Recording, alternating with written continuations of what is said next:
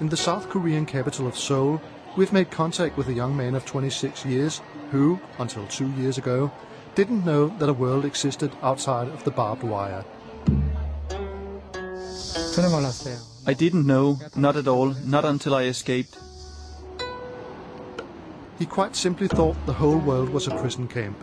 He didn't know that the country North Korea existed, that something exists outside of that country. He didn't even know that the mastermind behind his miserable life was Kim Jong-il.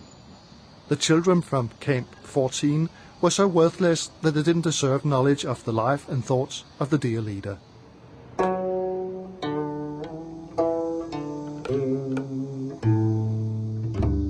Shin Dong-hyuk is not special in the sense that he has escaped the North Korean prison system. Tens, if not hundreds of thousands of prisoners are locked up there, and a few have managed to escape. But he's unique in the sense that he's the only one known to have escaped a so-called special control zone.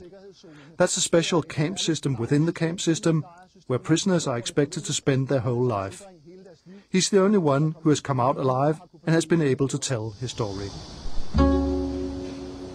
We meet Shin at an old prison. Here the Japanese kept, tortured and murdered Korean patriots before and during the Second World War. It's an environment that he recognizes immediately. I was in a cell exactly like that. Shin Dong-hyuk's story began on the 19th of October 1982. His parents were prisoners in Camp Number 14, isolated in the mountains north of the North Korean capital of Pyongyang. The reason why is not known, but as a reward for good behavior, they were selected for marriage and put together in a cell for 5 days. 9 months later, Shin was born behind the fence. One thing followed him every day. We were always hungry. The little boy was placed with his mother, but she worked every day in the mountains and mines from 5 in the morning. When she returned around midnight, she had no time for the boy. She often beat him. He learned nothing about common humanity.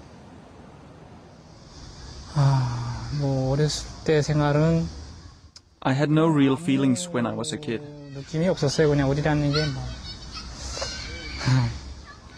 Two categories of people inhabited the world behind the wire. Those who made mistakes were prisoners. Those who made no mistakes were guards. In the eyes of the little boy, the starved and sometimes beaten woman who returned to him at night was the cause of his suffering. My mom had made mistakes, so it was only natural that we should live like this. I didn't even want to know why. At 5 he was sent to school in the mornings. They taught him to read and write, to add and subtract. The teachers were guards with pistols and sticks to beat the little ones. One day he witnessed a teacher beating a little girl on the head so hard that she died the next day. In the afternoon, the 5-year-old was sent to the mountains to do hard labor. The only positive thing about that was that it was possible to catch mice, rats, worms and snakes for the eternally hungry stomachs. Friendship and closeness didn't exist. Everyone was on his own. Everybody else could be an informer. Our society was constructed in a way so that my mother was supposed to inform on me and I would inform on her. The day came when Shin was taken from his mother. He was placed in a dormitory and supposed to attend secondary school. From 12 years on, it was nothing but work. But they called it secondary school. There was no reading or stuff like that.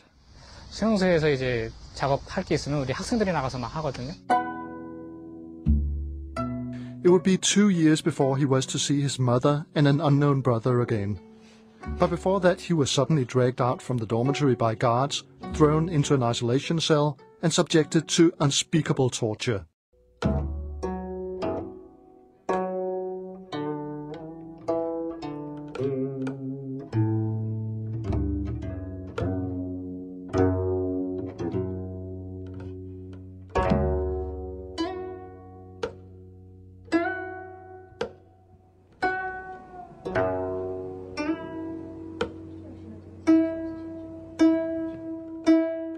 His mother and brother had attempted to escape.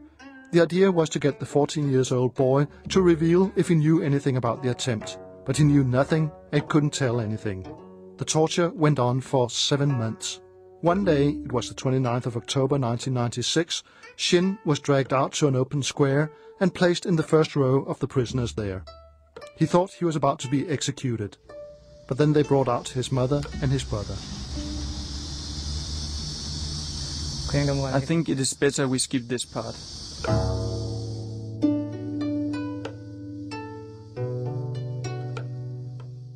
The brother was shot.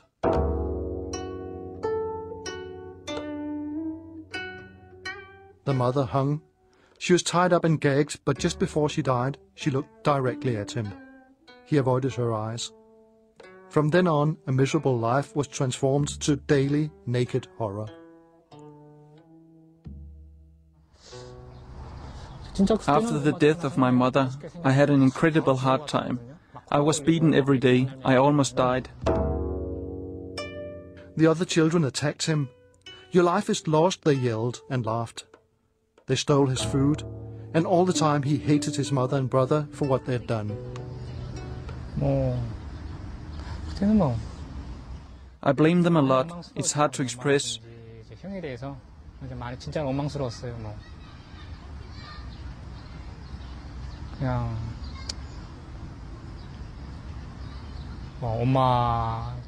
But it was a good thing that they died. 엄마하고 형하고 많이 원망했어요. 어떻게 보면은 엄마하고 형이 죽기 잘했다. 그때는 그렇게 생각했어요. After all they had committed a crime. 당연히 죽어야지 하는 생각.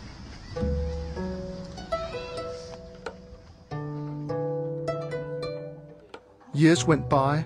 Shin was teamed up with a guy who had lived outside the wire. He told the boy about Kim Jong-il and his father Kim Il-sung, and about the fact that a world existed out there where there was endless amount of food every day. The food made me escape. Even if it was going to cost me my life, the only thing that interested me was the food. One day in January 2005, he was in the mountains with a friend, hauling timber. It was twilight and cold. The guards were away for a moment. The electric fence was only 20 meters away.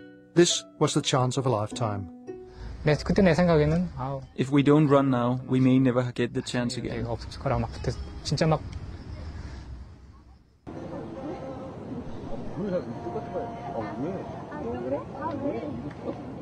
We shall return to Shin's escape, but before that we have another contact to meet.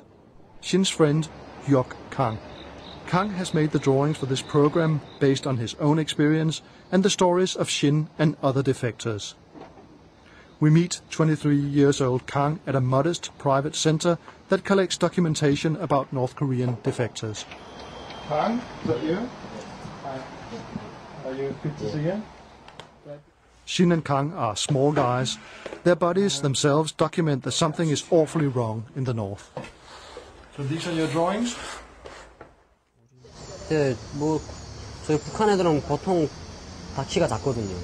Children in North Korea are much smaller. Sixth graders in South Korea are more than 170 centimeters in height.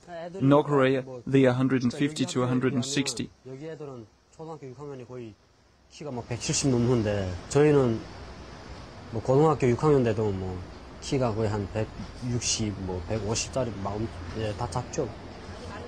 네, 말 엄청 마르고 또. Their faces are always swollen because of hunger.